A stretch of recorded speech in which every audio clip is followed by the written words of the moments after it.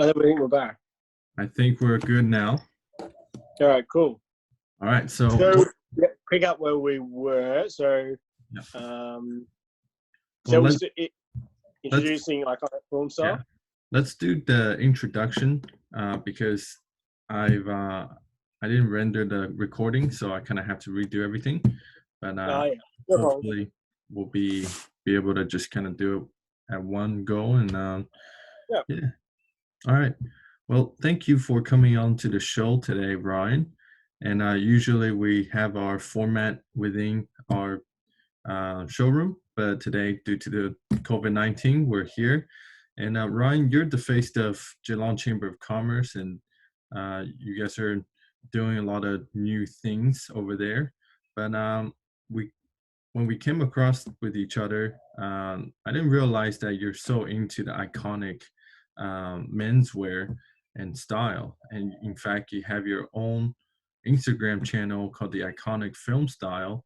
So Ryan, why don't you share with us and talk about a little bit of how you got involved into your blog and why you enjoy menswear. Thanks, Lynn, for having me on your show. It was really good to be here and talking about menswear. And, yeah, many people know me from the Geelong Chamber of Commerce. I'm the main membership consultant, and I attend a lot of events around Geelong. But my hobby and sort of my passion is menswear, is tailored suits, sports jackets, and that sort of, but also more relating it to film, which is also another passion of mine, movies. So, but once upon a time, basically, yeah, and there's my Instagram page right there. Yeah, I basically thought, well, I'm interested in suits. I really like movies. Let's create a blog on Instagram about all different style from movies and TV shows as well. So one day I just started doing it. Started with some simple stuff, accessories, which was iconic sunglasses like the Ray-Ban aviators and the Wayfarers. Started one point, and I've covered others like the Persile, which are very iconic. Yeah, and just sort of it just spawned from there. And now I've got about just over 1,400 followers. So it's starting to really take off in the last year or so. And other blogs are now coming to me and asking me to collaborate. Ones that sort of inspired me, which is great. Like Bamp Style, which is a big one. He covers a lot of different stuff, not just James Bond films, and a lot of interesting TV shows, iconic ones. But suits now and say, hey, can we collaborate? So it's sort of taken off, and it's just become a really great, interesting hobby. Sort of keeps you, keeps you going, because obviously I like my work, but you don't want your work to be everything. Yeah. And yeah, it's sort of taken off from there. Yeah, thank you. And it was really fun whenever you come over that we can have chat for a long while about Yes. a lot of the sartorial details. And I think it would be great for us to go over some of the things that we've come up as ideas to share with our audience on the show today. But before we get into that, I kind of want to ask you, what is your opinion about what is it about men wearing a suit? I mean, I can give you Yeah. my own opinion after maybe you share with yours. Yeah. So to me, it's about, obviously, a suit can transform someone, especially a well-made, bespoke, tailored suit. It transforms a person. It does make you, walk taller, feel more confident in yourself. And that's what we associate with the great film icons, whether it's James Bond or Cary Grant, the movie star, who was like a movie star character himself. They wore beautiful tailored suits, dinner suits, just in regular, time, really. I mean, just the day-to-day time. And it did transform them into this more confident person. And it doesn't really have to be, anything like an outstanding, like it has to be an outstanding cut suit, but it's in terms of color and that it could be just a navy blue suit, but it's beautifully tailored. And when you walk into a room, it does make people notice you. It makes you more respectable, most definitely. And if you look at all these photos of Cary Grant, pretty much in all of them, he's wearing a suit. Yeah. And of course, North by Northwest, probably his most famous film, it was Alfred Hitchcock. He wore the same blue-gray, it was a Glen plaid check suit, the whole movie. Literally the whole movie. He goes on the run, he's got people chasing him.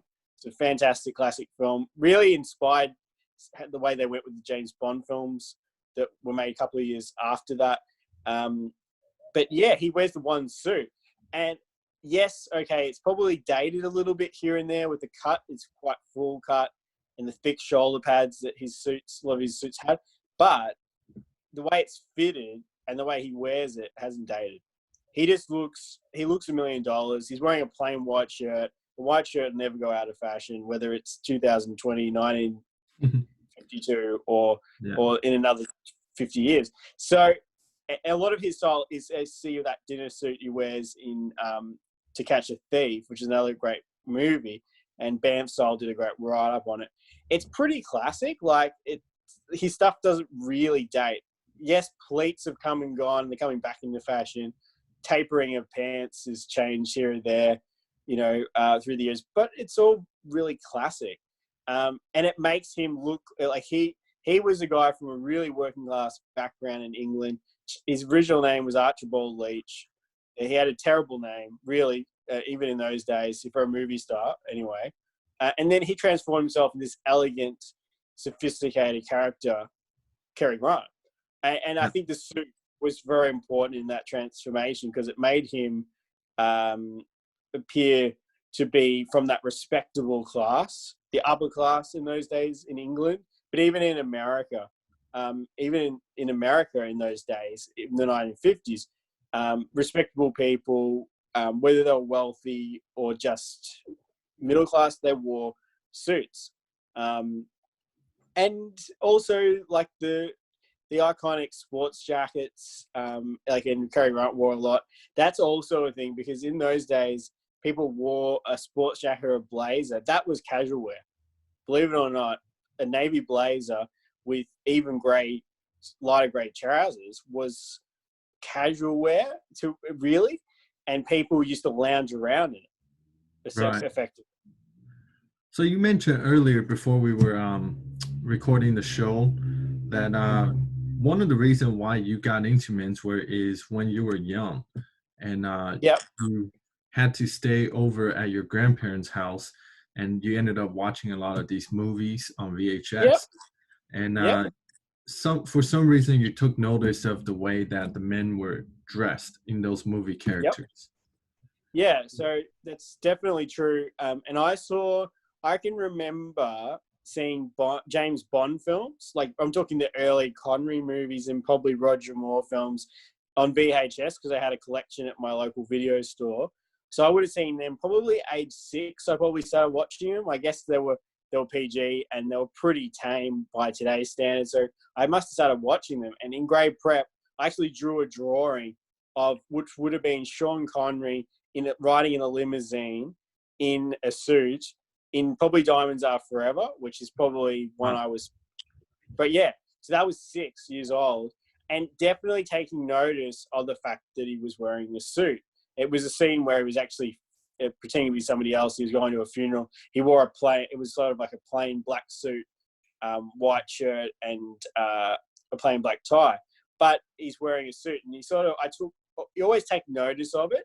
The fact that he's always wearing a suit. Effectively, in the Connery films, he pretty much always does.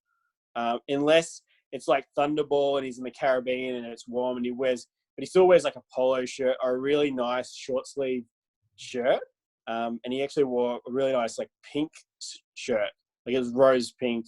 So he was always, even casual wear, was very well dressed. And it's easy to sort of notice that, I guess, at a young age. But whether you emulate it or not at that age is another thing.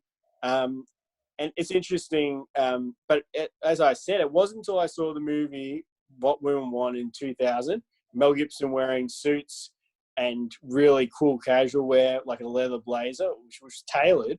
It wasn't like a leather jacket per se. That's when I started noticing sort of, how movie stars dress. Because Mel Gibson was a big movie star in the year 2000. Yeah. People forget that fact. Yeah. Well, And then a year after, I saw Ocean's 11 with George Clooney. Yeah. That was another big turning point. The George Clooney and the Brad Pitt, when I saw Ocean's 11, and we're not that far apart in terms of age, No. I didn't really have a sense of style like you did growing up, but there was something that, when you looked at those movie characters like the Clooneys and the Brad Pitts wearing the suits in their, movie role, it just made them feel like they're a little bit different from the average folks of, what we are used to dressing in today. Yeah. So, going back to that, there's a saying that men wearing a suit is the equivalent of women wearing a lingerie in terms of how sexy it makes them feel. So, for us guys, what makes women feel the most attractive towards is when we actually put on a well-tailored suit or something that just fits really well. And Definitely. and I can probably say that, anybody who's tried it, any guys who's actually done it will notice the difference in being noticed, from the other sex. I would agree. And if you look at, I guess, the big sort of film, like even like the male sex symbols, they're well known for wearing suits. Yeah. George Clooney, obviously, and really he's important in my mind. Obviously, Ocean's 11 made him a film style icon because he wore some really nice suits, and there was some sports jackets in there that were great too. But he started wearing suits, like a dark suit, quite dark, like very dark charcoal, or even darker. I think in the second Ocean's 11 movie, Ocean's 12, it's like a black suit, white shirt, no tie, open neck. And then we're talking the early 2000s. Men really didn't wear a suit without a tie. Rarely. It wasn't really done. And George Clooney sort of brought that to the front. And now it's quite commonplace to see businessmen not wearing ties. So he really made something that's pretty staid, meaning a very dark suit, fairly plain. He made that sort of a sexier look for men, open neck, white shirt. He made it more laid back, and I guess what he probably thought was an attractive look for women. Because generally, when you're a movie star, you want to look attractive to women. So he's important for relaxing that formality. Yeah. Most definitely. Now that you mentioned it, I do notice that pretty much every time George Clooney is on a magazine shoot, he never wears a tie, unless it's like a cool magazine cover shot. Even a lot of those, with Matt Damon and such, he's probably one of those guys that started just wearing it without ties. Yep. And that really, I would say more than anything, Clooney's responsible for it. I mean, going back to the James Bond films, Connery and Roger Moore and a few other, of the Bonds had worn like a tan suit, like a wool gabardine or a linen suit without a tie. They're a more casual suit, so you can really get away with it. Pierce Brosnan did the same when he became Bond. And we're talking the 90s when everybody wore a tie. You see, like that look of Clooney's it typifies his style. A dark shirt, even dark shirt that looks like it's pretty black, and that's a charcoal suit. It's not black, but it's dark, right? Really dark, very dark. And so he virtually invented that look. And then the other guys around him, being Brad Pitt, Matt Damon, they really adapted it. And you even see, it's interesting, touching on US presidents. Now that Barack Obama is no longer in office, he left office in 2013, you see him at a talk that usually they're informal and they're sitting down and it's a discussion. He never wears a tie. And in fact, I'm pretty sure his address yesterday on Facebook, he wore open neck blue shirt with a dark suit.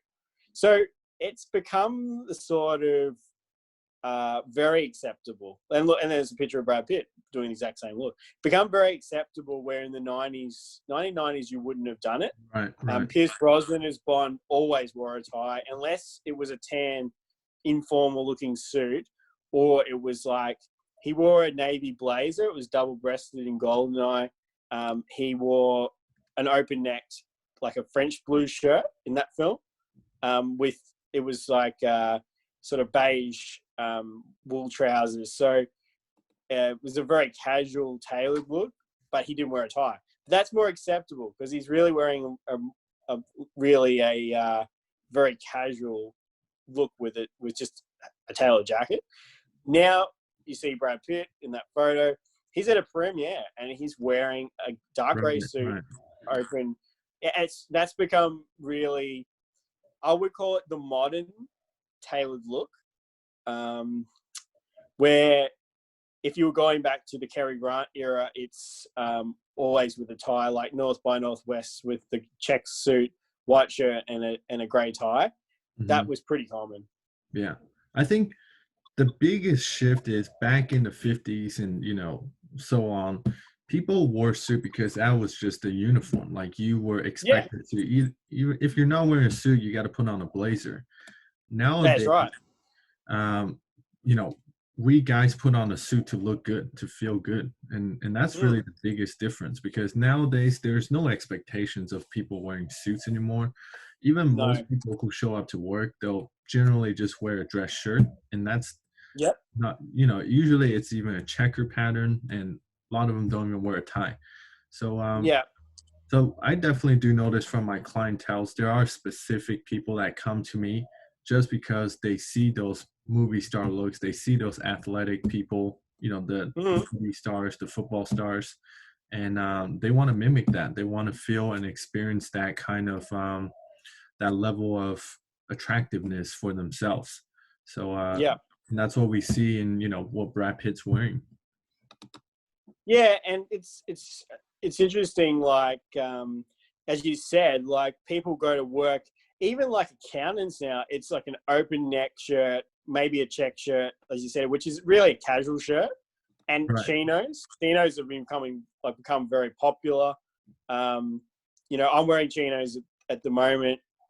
Basically what I did, because I don't like, even though, because interesting talking about working from home, if I got too casually dressed at home, to the point where I'm wearing almost like pajamas, I just wouldn't feel comfortable to work. That's me. Some people would be happy to work in their pajamas. They're working from home. They're not really going to see anybody unless it's on video from the top half. But for me personally, I at least want to wear, even if it's a t-shirt, it has to be a nice t-shirt and proper pants, like chinos preferably.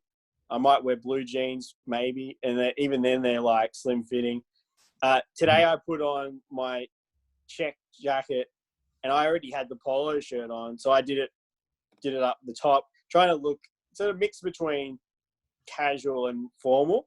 But interestingly, it's also, I'm trying to take cues, because whenever I was a big John Wayne fan growing up because I love Westerns, and he did make some films where he wore suits and it was contemporary of the era, mostly when he was older.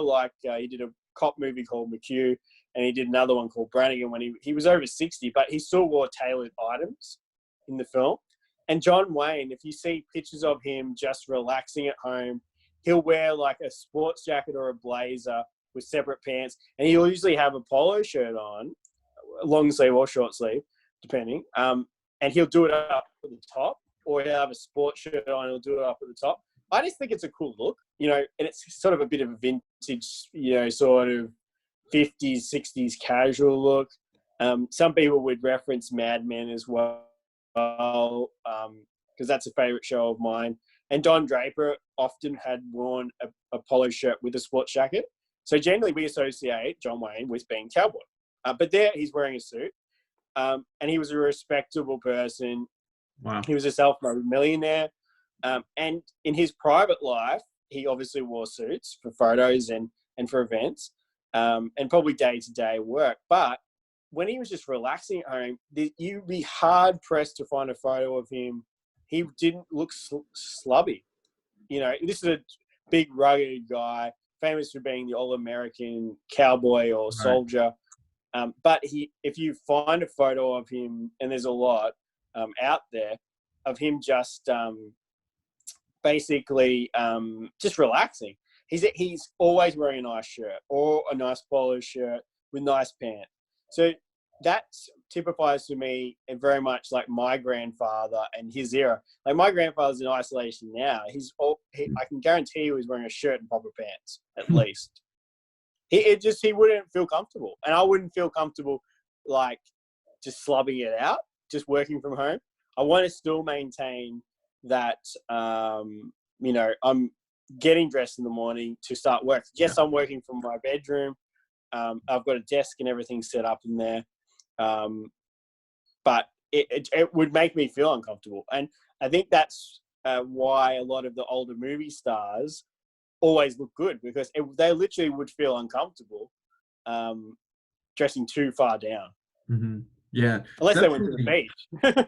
Yeah, definitely dressing up and down has a psychological element to it, as you said. Yeah. You know, just for work, you feel like, well, I feel like I should put it on so that I can kind of turn on a switch. Yes. So now let's get to the section about, let's share some of our iconic styles, you know. Yes. In terms of, you have your iconic film style list, and I'll have my iconic presidential style list. Yeah, and it's interesting because we've discussed the US presidents, and you know, I'm not a political, and I'm a fan of both Republican and Democratic presidents, different ones over the course. But it's interesting they all had a really well-dressed, elegant style, many of them. We've had movie stars who were presidents. Ronald Reagan was a movie star, of course. Yeah. And they mingled with movie stars. All the movie stars of different eras, they do want to mingle with the president. That's another thing where those two worlds do intersect very much. Yeah. Depending on who's in the White House, and it's pretty much the same. Yeah. So should I start by my iconic film style list, or do you want to go with the presidents? I think let's knock out my list out of the way really quick, and Yeah, then I reckon. go to yours, because I'll have to Google as you speak, but mine's kind of like already set up. So great. So with that, let's get started. You know, I think when it comes to presidents and style, one of the names you have to think of is JFK. I don't know if you agree with that. So I'll just pull up the file or the screen share here. And, you know, in my humble opinion, JFK style, you know, I mean, if we look at his blazer right now, it seems like he's someone who's a little bit frail, a little bit shown, you know, lack of confidence in his body language. I mean, he's tucked in, he's got two buttons, you know, buttoned together, which is kind of like a style cardinal sin, right? In a way. It is. Interesting point there. I think he actually, it's maybe written in the article as well, that Bantsai, he did have some suits weirdly cut so he could have two buttons closed. I don't know why. But I think the shoulder is, you know, he always it was a tense body image in a lot of the shots. But then there are other photos that are just phenomenal in terms of his, the way he dressed. And, but if you look at his brother, he's got two buttons on. He's got the tight shoulder, but his brothers are looking actually very proper here. And, you know, again, it seems to speak that message. So it is interesting, and he did have a habit, as you can see in those photos, of putting his hands in his jacket pockets, which is also, I wouldn't encourage it. It's not, you don't usually use those pockets. It's not really for your hands. No, it's not. But Prince Charles does it as well, weirdly. And he's, I guess people call him a statesman. But he can get away with it for some reason. Yeah, it's interesting with Kennedy, and I know he used different tailors. I think he was a Brooks Brothers fan, and all the brothers had worn Brooks Brothers. But I think the later part of his presidency, there was definitely more English suits. So he probably, because he made trips to England as president. So I think there was more English suits. And if you see a lot of the later photos, the style does look better. The suits fit better. They do look more classic. And I think there's some photos on there where he's wearing sports jackets with like cream pants. So he was pretty stylish in his like casual wear too. And he's a president that transcends politics very much. Obviously, being assassinated the way he was. And he just had a lot of charm about him. You hear him speak, and even just if it's off the cuff interview with Kennedy, he is very charming, very charismatic. It's probably the reason why he won that first election. Really he had everything going against him because he was running against Richard Nixon, who was already well established. But he knew how to use TV, and I think yeah. So it's interesting you mentioned that because one of the video that I've seen a while back was saying how he beat Nixon because of the way he looked on TV, and that was at the time something new. And if you can notice the fabric he wore in this particular picture, I believe this is from the same set of shots. Taken by the time. He's actually wearing a Glen check suit, which is a pretty common English fabric. It is. And it's not quite common for presidents to wear fabrics like that as well. So it's you more commonly see with the US presidents the strong navy blue or a grey suit. Semi-solid even sort of fabric, mostly on the darker side. The current president, Donald Trump, he does very much favor the blue suit. Very much so. He's wore suits all his life, and I think for him it's more about uniform than style. But I think so. Yeah, but definitely. I think the contrast in between President Trump and Kennedy is the fact that President Kennedy was willing to experiment with many different types of colors and fabrics, and that's what really brought that iconic image of his in people's mind. And it's interesting, Lynn, the point you made. I mean, obviously, Donald Trump sees the suit as a uniform, which I would say that sums him up very well because he's so businesslike. With Kennedy and the Kennedy family, they were a rich family, but they were sort of new money, and they spent most of their time in casual wear. There's so many photos, and we've seen some of them of Kennedy wearing a blue polo shirt or something really dressed down for that era. Because they sailed a lot, they played football they touched football in the backyard. They were really quite athletic family, and Kennedy was too, despite the fact that he had severe back problems, which has been well documented.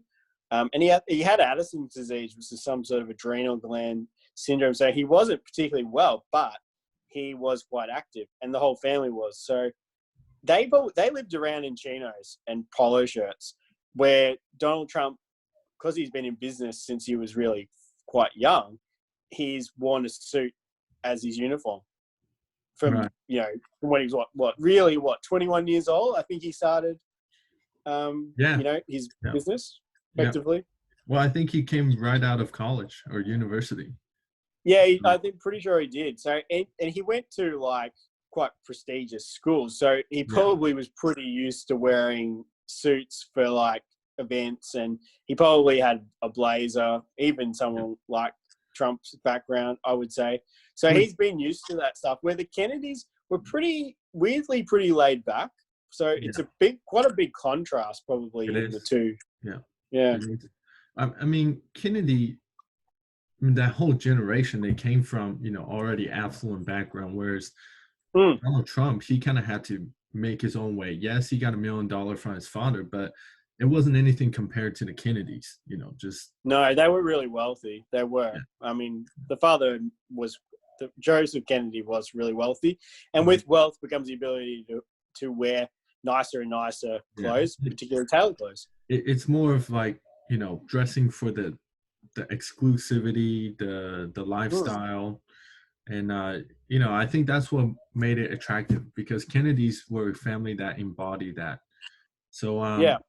and just to top that off, Trump actually went to a military university, I think, for about a Yeah, year. he did. Yeah, he So did. that might have influenced with the way he wanted to wear, uniform. So I think Yeah.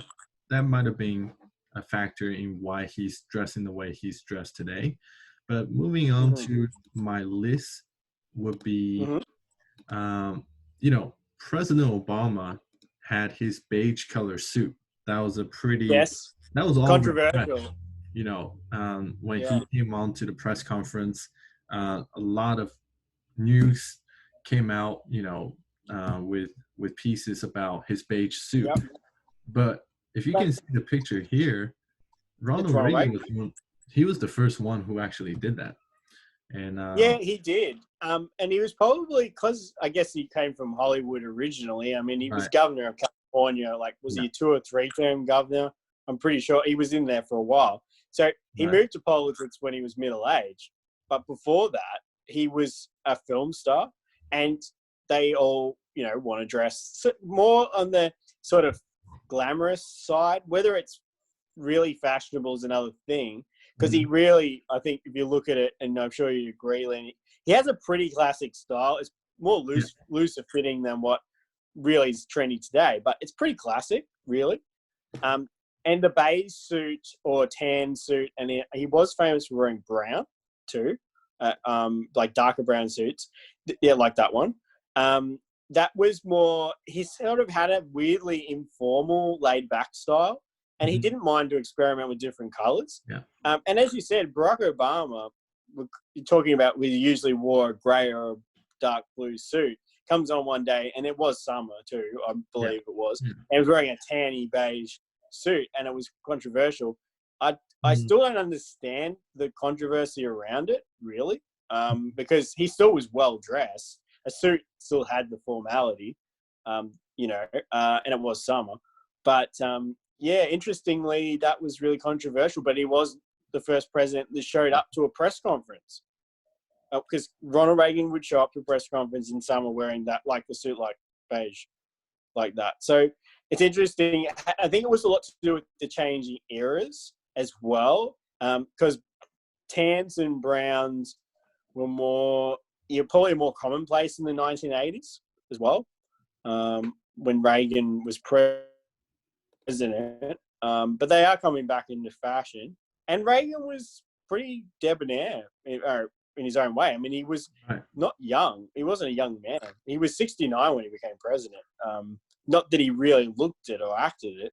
mhm, He wasn't a really young man. But if you look at his style, and you can compare it again with President Trump, mhm, um, a lot more adventurous, yeah, but still a sort of conservative style, but adventurous in terms of the colors that he would pick. mhm.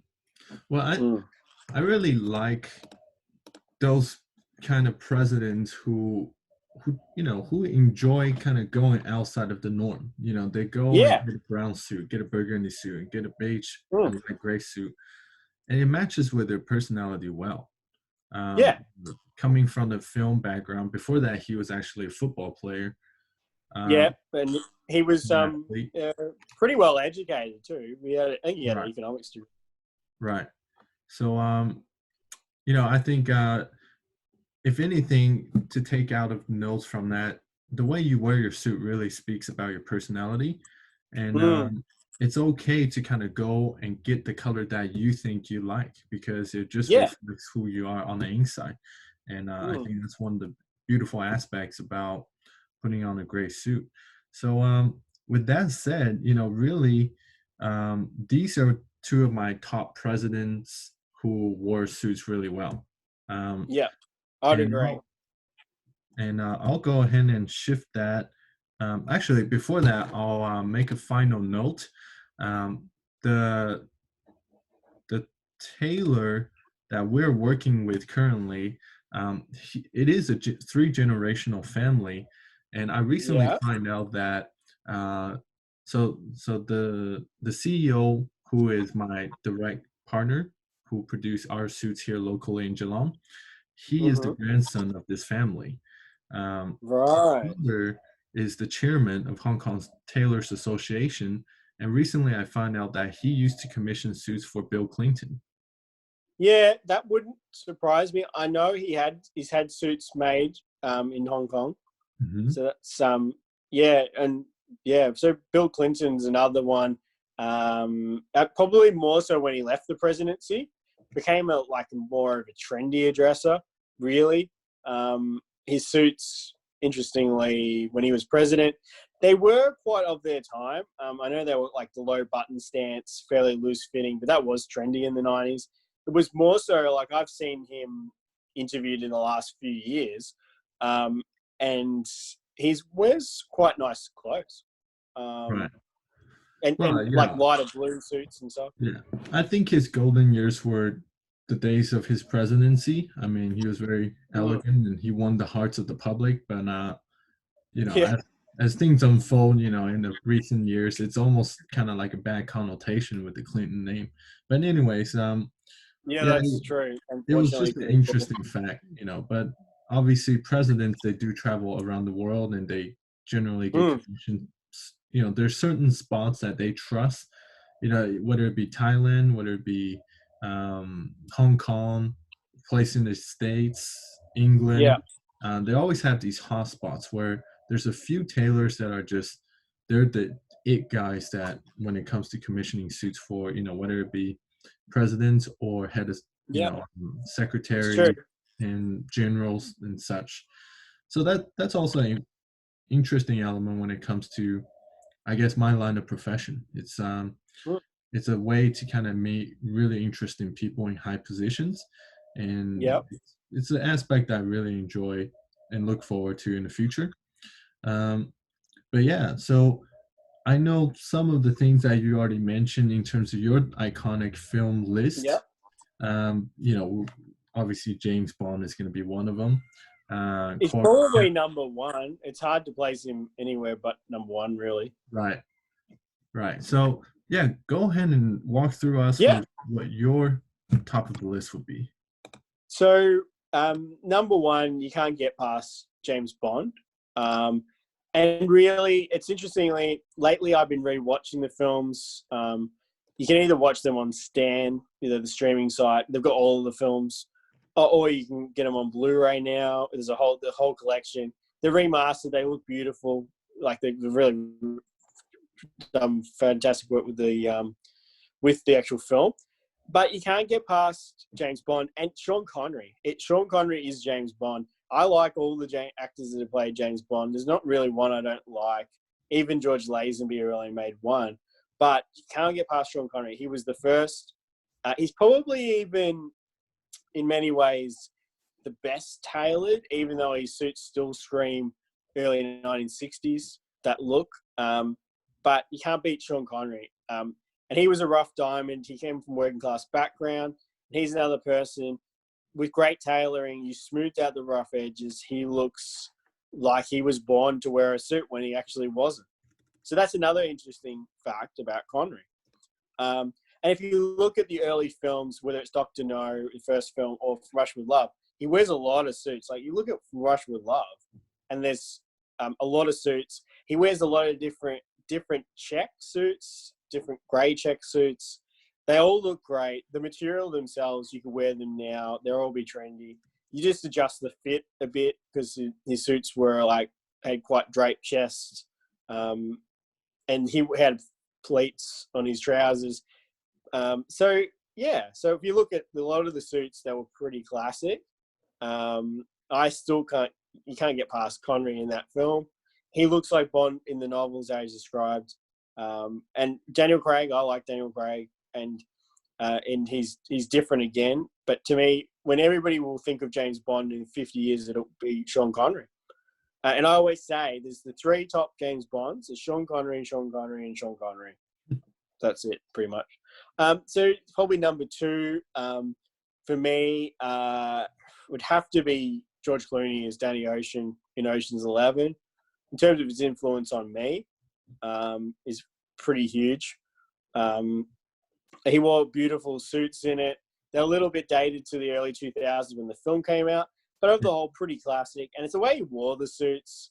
And I think he does debut the Clooney look of a dark suit with an open neck shirt in the film, and where he's actually doing he's doing the main meeting where this is the plan. We're going to rob these casinos.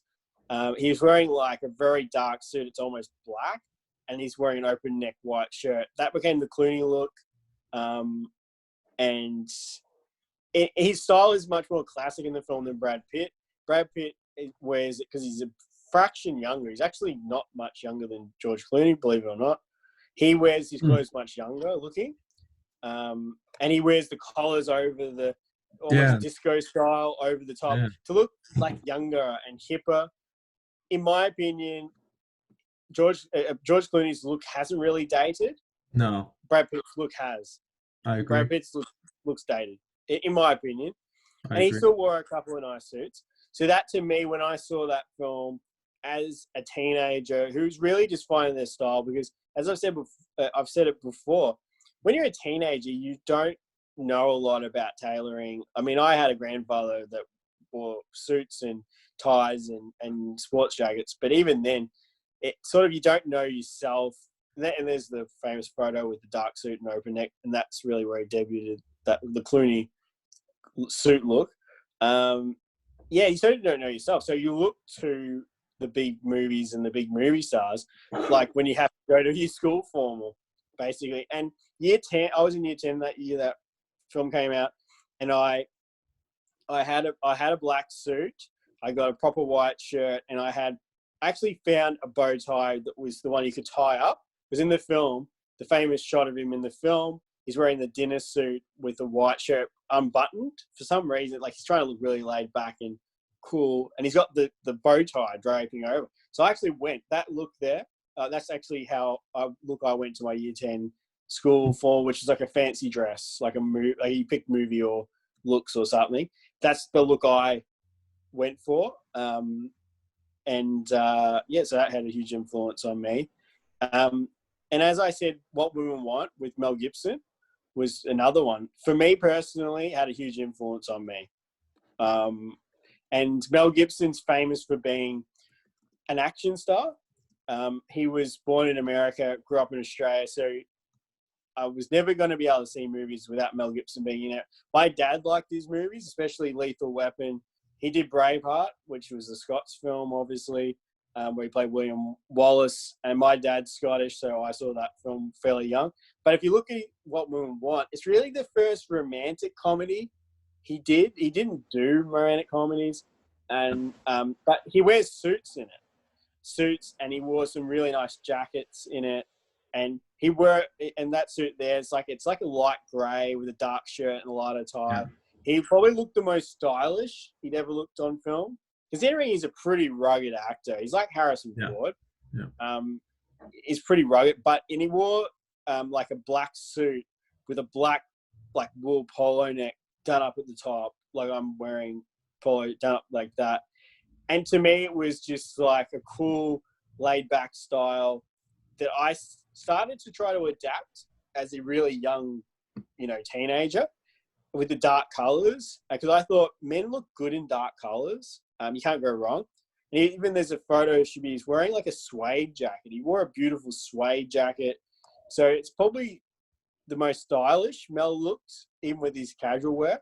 So it's for me as a teenager, you're finding out what you want to look cool, but I also didn't want to look like the ultra uber trendy Eminem fans. And I like Eminem's music, but I couldn't see myself like that. For me, I'd rather look like Mel Gibson, who in fact was in his 40s then, and he's wearing a classic style in the film, and looks laid back and cool. And he plays a character who likes Frank Sinatra music. And Frank Sinatra, started getting into his music and that cool style. And he's another iconic suit wearer. Obviously, when people think of suits, they think of Frank Sinatra, obviously. So that sort of really helped me develop my style. And I actually did start wearing like proper pants. Like I actually moved away from jeans and wore proper pants and dark jackets, even if they were a dark casual like bomber jacket. I tried to emulate Mel Gibson. So Frank Sinatra's an interesting one. He would probably come in next because he did influence me from a stylistic point. I saw the original Ocean's 11 that he was in when I was a kid, but I'd already seen a lot of his films like High Society. I liked Sinatra's music. He is an iconic suit wearer. He really did like wearing suits, even though he was from the era where men did. He wore great hats too. I'm not a hat wearer, but if you were looking at what great hats to pick, you would pick something like Sinatra wore, because he did wear great hats. I think a lot of interestingly, the hat thing probably did come about because Sinatra started to lose his hair really in his 20s. And in those days, actors they wore custom hair pieces, which was actually like you could call it a suit for your head, because some of those hair pieces he wore looked like, really looks like, it looks like $1 million. So he didn't have to wear a hairpiece all the time. He wore great fedoras, and he was in an era where hats were still popular. So he's another style icon. If you look at any of his films or when he sang, when he sang in concert, wore a beautiful dinner suit. So he'd be definitely up there as in my top 5. As an icon in himself, he was a movie star and he was a singing star, but as a style icon, you can't get past Sinatra. Dressed pretty classic as well. A lot of his suits and dinner suits, like that dinner suit there, you could wear that now and you wouldn't look out of fashion at all. He did favour quite slim fitting clothes, really, in general. And even in the 40s when people were wearing stuff baggier, he did like it. So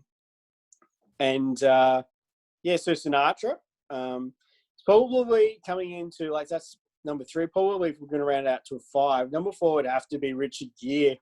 I saw American Gigolo, I reckon I was 17, and it was on TV. In the film, weirdly, you'd think it was a controversial film. It's about a young guy who's virtually a gigolo. And he basically is an escort for older women. But what I'd always known is American Gigolo is famous for Richard Gere wore Armani. Right. He wore Giorgio Armani clothes in it. It put Armani on the map. Armani wasn't well known at all. Nobody knew who Armani was. But after the film came out, and Richard Gere wore more jackets, like a lot of nice Armani jackets with separate pants.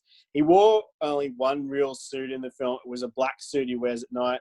So that's a jacket. And the pants are not really, they're close matching, but they're not. Right. But that Armani style, not so much the Armani style, but the fact that he would wear a shirt and tie and a really sort of cool sports jacket, that appealed to me at that age. And what I thought was, sort of cool, because the character plays a guy he's not sophisticated at all, but to make him appear more sophisticated and to fit in high society, he dresses up. Right. And he spends the money. That appealed to me more than the film itself, even. Right. So that really appealed to me. Most definitely. He wore these interesting silk mixed jackets, and there's a black suit he wore, and the ties were all pretty interesting, and the clothes were quite slim fitting, despite what Armani was sort of famous for. Most definitely. Because usually Armani, people think of loose fitting suits from the late 80s.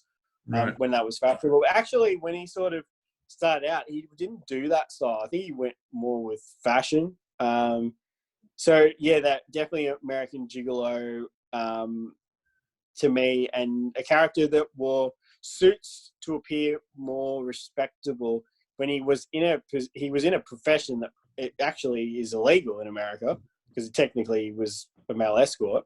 But he wore great clothes, and they were Italian clothes too.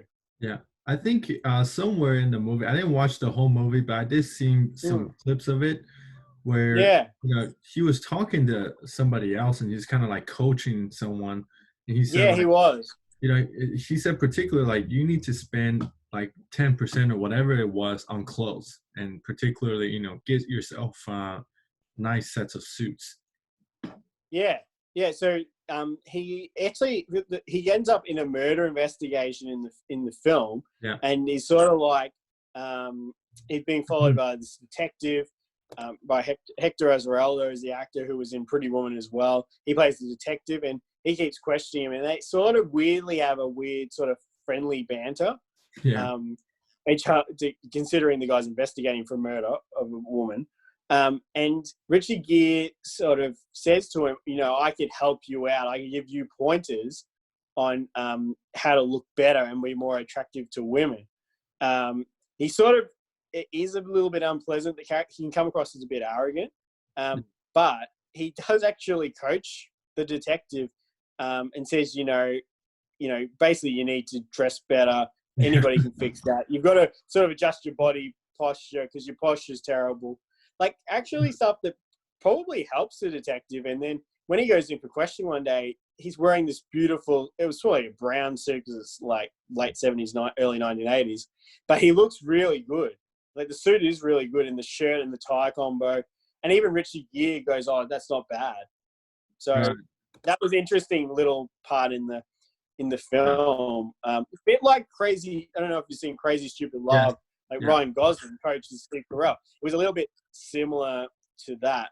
And then probably number 5, it's hard to press everything into a top 5, but for me personally, and this is a film icon, Pierce Brosnan, even outside of the Bond films, to me, especially as a younger person, I saw the Thomas Crown Affair, which is his remake of the classic Steve McQueen film. His style, even in his personal life, because he's a movie star, he does appreciate fine clothes, most definitely. It is outstanding. I mean, he wears great suede, like bomber jackets and really nice tailored suits, just him walking around. Like if he goes to a meeting like this one, he's wearing a suit. I think it's Tom Ford. I think he started wearing Tom Ford a few years ago. He still wears Brioni, which is what he wore as James Bond. And they're pretty modern suits. Like that Tom Ford suit's modern. That's him as Bond. It's Brioni. So he already was a stylish guy. He was on a TV show called Remington Steele where he played a stylish private detective. And he's somebody who just became comfortable in suits. Again, not from a really rich background, but, great looking guy. And he wants to look good for women, so he wears suits. And he's sort of somebody who I look to for some style points, especially like I was in like year 11 and I'm like, what am I going to wear to like my, big formal? And I actually picked an outfit inspired by an outfit I saw in the Thomas Crown Affair. He wore a dark navy suit and it was sort of like a medium blue shirt and like a silver blue tie. And I actually modeled my outfit on that. So that was another one where I said, I think that's cool. I think that's stylish. And that's another good photo. That's only a recent photo because Brosnan's got a beard now because he did a series where he had a beard. And he's wearing like a double-breasted jacket with jeans and a white shirt. It looks great. I mean, he's not getting any younger. I mean, he's 67 this year, believe it or not. And he's somebody who's adapted his style for different eras. And he knows what looks good on him. There's Daniel Craig. He knows what looks good on him, but also how to dress trendy without looking ridiculous as well. And I'll do a number 6 because if I didn't mention Steve McQueen properly, it would be a bit stupid. So really, Steve McQueen for me is another one. I saw him in the original Thomas Crown Affair. He wears beautiful suits. And they were tailored by Douglas Hayward, who ended up making suits for Michael Caine for many years, and Roger Moore in his later Bond films.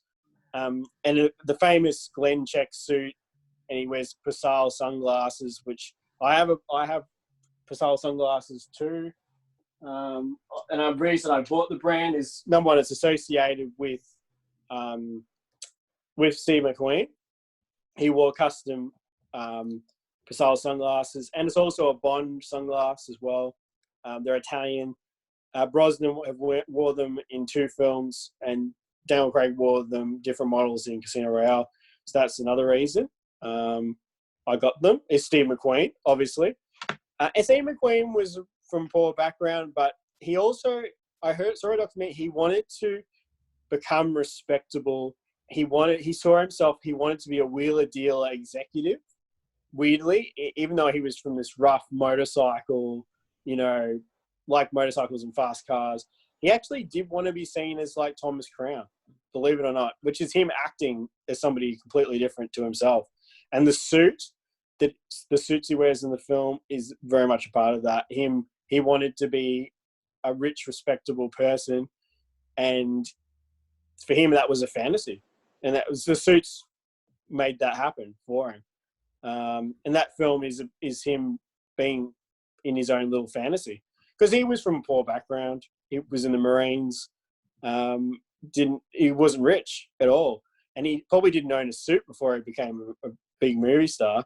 But then he did Thomas Crown Affair, and people look back as him as a suit icon, when really, if you looked at any other movie he didn't really wear suits. Bullet, he wore a suit because he's a detective, and he wore the famous tweed jacket with a turtleneck, which is stylish. But yeah, it's Thomas Crown Affair, and that's a good one to look at if you were looking at something that's classic and how to dress. You couldn't get too far past the original Thomas Crown Affair. Right. So with that said, I think with your mentioning of detectives, one of the things I really like, and I think you and the audience are probably going to pick up a little bit my preference and personalities that I like. One of the Dirty Harry classics of Dirty Harry. Clint Eastwood's outfits were also another thing that I really look up to and thought, that I like to dress up like that kind of character.